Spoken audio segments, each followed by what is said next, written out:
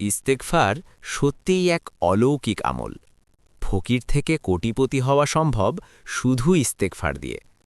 ঢাকায় এক গরিব তরুণ, পরিবারে অভাব, সংসারে টানাটানি, কাজ করে কোনো মতে দিন চলে। অনেক চেষ্টা করেও তার আর্থিক অবস্থার উন্নতি হচ্ছিল না। একদিন সে তার এলাকার এক বুড়ো আলেমের কাছে গিয়ে কান্নাকাটি করে বলল, হুজুর, আমার কপালে কি কোনোদিন টাকা আসবে না? বৃদ্ধ আলিম তাকে বললেন, বেটা, তুই বেশি কিছু করিস না, আল্লাহর কাছে মাফ চা, বেশি বেশি ইস্তেগফার কর, দিন রাত আস্তাগফিরুল্লাহ বল, দেখবি আল্লাহ রাস্তা খুলে দিবেন। রফিক সেই দিন থেকে নিয়ত করল প্রতিদিন অন্তত 10,000 বার আস্তাগফিরুল্লাহ পড়বে। শুরু করল কঠোরভাবে আমল।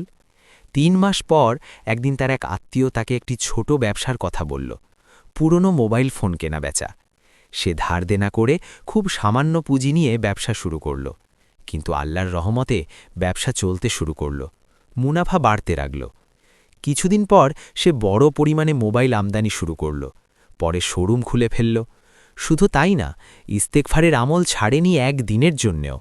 5 বছরের মধ্যে সে হয়ে উঠল একটি মোবাইল শোরুম চেন ব্র্যান্ডের মালিক।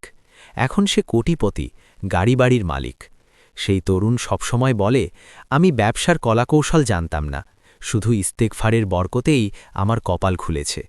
ইস্তেগফার মানে আল্লাহর কাছে ক্ষমা চাওয়া আর তার কাছে রিজিক খোলা চাওয়া।